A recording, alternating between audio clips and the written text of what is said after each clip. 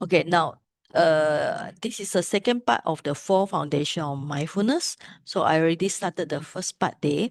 Now there are four foundation. Now we go for technical term first. Sati means mindfulness. Mindfulness means awareness. And patthana means foundation. And what is actually foundation? Foundation means the base of mindfulness. That's mean the object.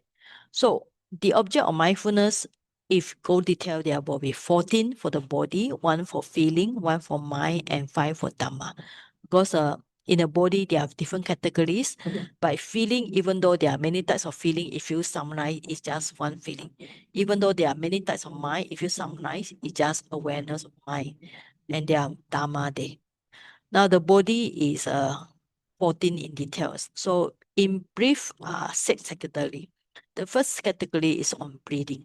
All right. So last week we talked about whether you need to know the long breath, short breath, uh, let the breath know the whole breath means that. So I will just revise. So the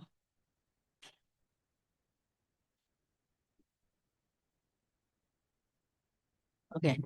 Now for the mindfulness of breathing, you need to know short breathing, long breathing, whole breathing, and tranquilize. So you can see it's only 4 steps here in the Satipatthana Sutta. In the Anapanasati Sutta, I think most of you know there are 16 steps in detail. But here is only 4. But because Vipassana emphasize much more, not only on breathing, you have to know the everything else besides breathing. So first is short breathing. Short breathing means when it's not that the breathing is short, it means that the timing is short. Because when you breathe, it is maybe 1 second disappear. But another one is breathe long. It may be 2 seconds. It's a little bit long. So you breathe long, breathe short, you need to know. Then the whole breath. Whole breath here is means that you should know the breathing from beginning, middle, end, the whole process of breathing. Why is it? Because some people when they breathe, they only know the beginning, then the mind start to wander. They don't know the ending of breath. So somebody have to know the whole breath. Then after that, when there's mindfulness and effort concentration, the breathing will tranquilize by itself. Okay, as the mind and body become tranquilized, the breathing also become tranquilized. Or sometimes we can say when you be able to tranquilize the breathing, then the body and mind become tranquilized. Either way. Okay. So then after that, this part is a stop phase. Stop phase means it's repeat many times. This part is much more vipassana. So you have to see not only the body of yourself, the body of other people, or both internal and external body. Try to see how arising phenomena. What is vanishing factors? Arising phenomena means the cause and condition of breathing. That is, for example, what is the cause of condition of breathing? The nose, right? So if you got stuck nose, literally the breathing will be very difficult. So another one is mind. If there's no mind, means that if you are still alive, of course you have mind. If there's no, you pass away, there's no breathing. Okay, so the nose, the breathing, the mind, then the other factors. Okay, so these two are main factors. Okay, so then you should contemplate until there is the body here. There is the body means we don't cling to any material or breathing as my body, this I or mine. We just want to see it as natural phenomena. So that's why we need to know for the knowledge and mindfulness. So the meditation should be independent, not cling to anything in the world. Right. So that's the meaning here. So after that, the second part. Second part is a okay, clear comprehension. Clear comprehension means wherever okay, sorry, not the second part. Second part is this one, four posture. Four posture means that a meditator should practice meditation in any posture, especially this four. There's walking, standing, lying down, and sitting and lying down. Okay, so these four posture. That's why when you go for any meditation center, you need to walk. You need to practice sitting.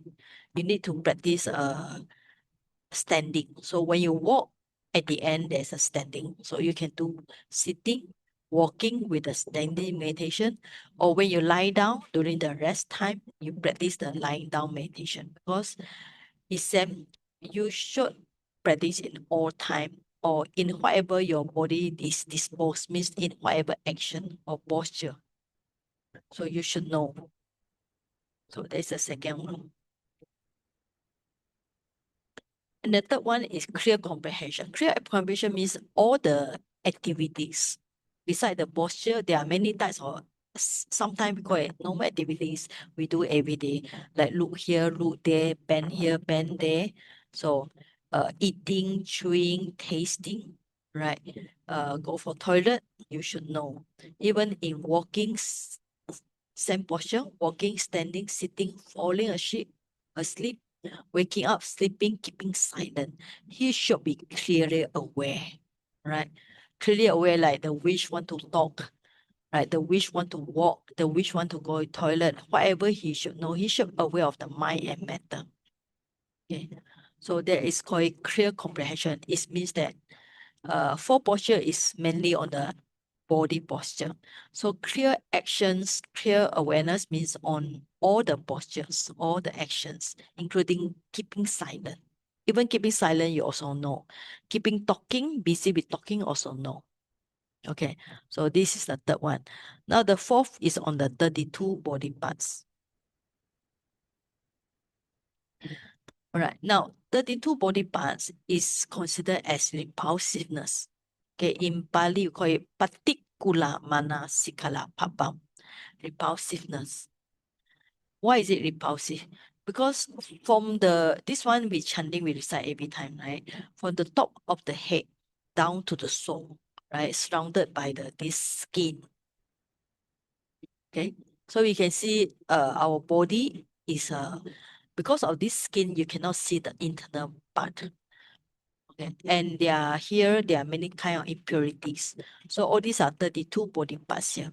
Head hair, body hair, nail, teeth, skin, flesh, sinews, bones, bone marrow, kidney, heart, liver, pleura, spleen, lungs, bowels, mesentery, contents of stomach, means that the digested food here.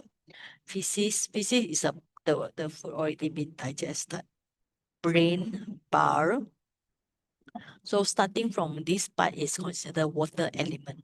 Bile, phlegm, blood, sweat, fat, tears, glees, saliva, mucus, synovial fluid, and urine, right?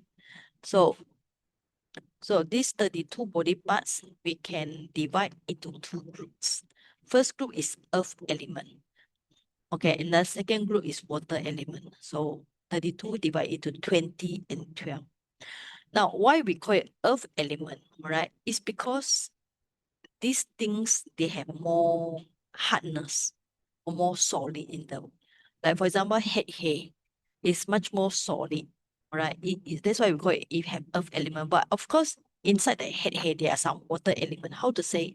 Because the head hair is made of cell. Everybody know the cell is there are some watery things inside the cell to make it sticky, right? So even teeth, bone, skin. Like for example, the skin, even though it's considered under the earth element, but the skin of course needs some moisture. It needs some water element. But we say predominant in these 20 body parts, the predominant factors is the earth element. Okay, so even though there are some water element, there are some heat and cold and so on.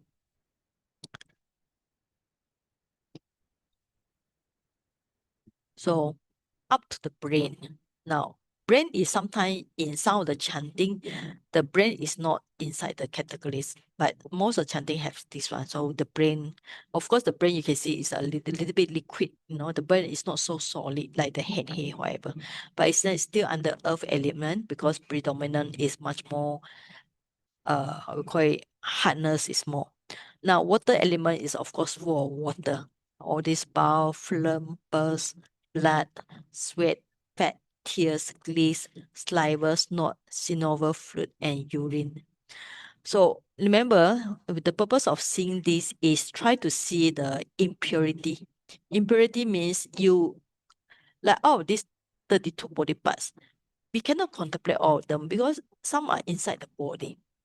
And if we are not medical student, we will not be able to see this body part. What we can see is five of the things we always are more obvious one.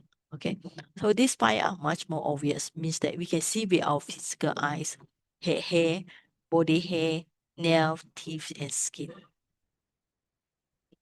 No? So this one, these five are more obvious. Of course, you can contemplate some is obvious to you, like urine. Okay, so this obvious when you go to toilet, and then feces.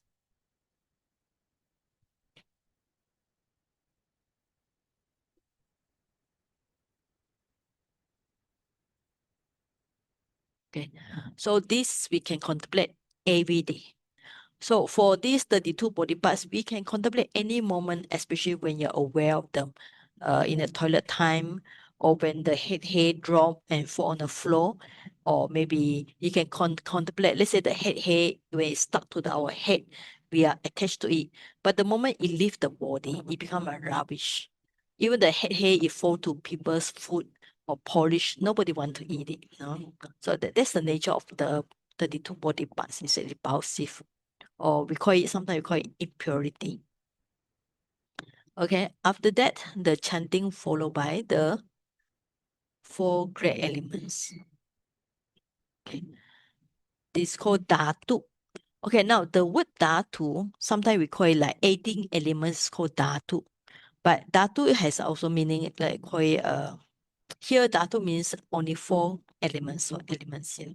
So here, against bhikkhu, a bhikkhu reflects on this very body. However, it may be placed on this body, it reflects on it in terms of the elements task. In this body, there are the earth element, the water element, the fire element, and the wind element. Okay, in Pali, it's called Patavi, Apo, Tejo, Vayu. Now, the simile given here is the very good one. So, suppose a skilled butcher or his apprentice has slaughtered a cow and sits at the crossroads with the cow cut out into pieces. In the same way, a bhikkhu reflects on this very body. However, it may be placed or disposed. He reflects on it in terms of the element task. In this body, there are the earth element, water element, fire element, and wind element. Okay, now it's like is somebody leading the cow. Okay, so he will have the concept of cow. He will say, "Oh, I'm leading a cow. I'm going to sell the cow. I'm going to kill the cow." But like this butcher, so when he go to a place, he cut the cow into many small pieces. So if somebody pass by and ask him, "What do you sell?" He will not say, "I'm selling a cow," because the concept of cow has totally lost in him. You will say now he's selling the uh, meat, pieces of meat. He's selling the kidney, selling the heart, selling the bones, different parts of the body of the cow. But he will not say I'm selling a cow because there's no cow. So that's why we should apply the same knowledge, use your wisdom sword, cut the body into many pieces into four great elements. Okay, so that's the meaning here. After that, the Pali will follow by the same thing about uh try to see the body internally, externally, externally. Try to see the arising phenomena, means that the cause and condition, and then the how it disappear when there's no cause and condition. So our body, what is the cause of body? Cause of body of karma, of ignorance. Okay. And of course, body is supported by the nutriment, by the heat, by the temperature, and so on. So this is a cause and condition. So we had to see in terms of how cause and condition arising and vanishing. And there should be a mindfulness. There is the body. There's the body means we don't take it as my body or your body or somebody's body. It's just a phenomenon by itself. And then by this, he abides independently, not cling to anything in the world. Bhikkhu, this is how a bhikkhu abides contemplating the body as a body. All right, so this one. Now, in this sutta, it did not tell us how should we contemplate. All right, it just tell us contemplate the four great elements. Okay, but in the Visuddhimagga, it tells us that we should see the characteristic of the four great elements. Characteristic means when you do walking meditation, you can see the earth, the water, the fire, and wind. Now, when you do walking meditation, you cannot the hardness, softness, roughness, heaviness, okay, the lightness, and so on. So this means that when you walk, sometimes you feel the leg is heavy. So when you put down, sometimes the leg is uh more soft. Or sometimes you lift, it become a light. Sometimes you put, it become heavy. So when you press the ground, sometimes the ground become you feel the ground is very hard. You feel it's very soft. Okay. So in contrast, we try to see the four great elements. Now the water will be cohesion, like stickiness. When you sweat out, you feel the because of the sweat, you feel the body very sticky.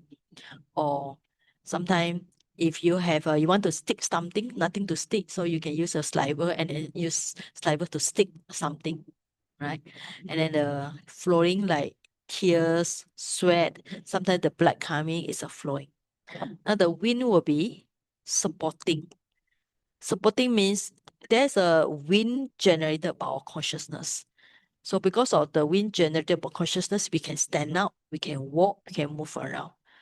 But when somebody fainted, the moment the person faint, the person would drop down very fast. Why? Because there's no consciousness generated the wind. That's why anybody fainted, you notice the body totally drop down. And at that moment is very dangerous. They might hit themselves, injure themselves more. Okay, so there's a supporting here. And the motion will be when you note the rising falling, or you note the wind in the breathing in and out. So there's a wind motion. So also when you see the outside the wind, you notice the flowers or the trees or the leaves moving around. So there's a motion because we cannot see the wind with our physical eyes. So in body, there's hot and cold. So that's how by seeing the four characteristic of the fire, by seeing these four elements, their characteristic, we can understand the body. In the body, there are four great elements. Okay, so that's the meaning here. And after that, the Pali will talk about the nine contemplation. Okay, now about nine contemplation. So it's not easy to find because you have to find the corpse that die for 1 day, 2 day, 3 days. Even the body, if die for 1 day, color will change, right? It become more ashes, ancient color, ashes color, gray color. And after few days, it will become swollen. It will be festering with burrs and so on. Then we had to compare with our body. So our body is the same nature. It will become like this and so on. But the problem is we cannot find a dead body unless you go for silent mental. So the other way, if you find the dead lizard in your house or some cat and dog die abandoned outside the road, you go and see. Go and see the decomposition states of the corpse. Okay. So here is 9 stages. So after 2 days, 3 days, then after that, when thrown in the channel ground, eaten by the animals, so it's like being scattered around and worms and so on. So he can compare the body with this. Then after that is he only has some little bit flesh and blood. Then a skeleton without flesh, skeleton without the flesh and bones. Then finally he only see the bones. Okay. So after that, it will be 1 year later, the corpse reduced to a bones, and so on, rotten away. The bones also rotted away to powder. So he can compare the body with the 9 stages of corpse.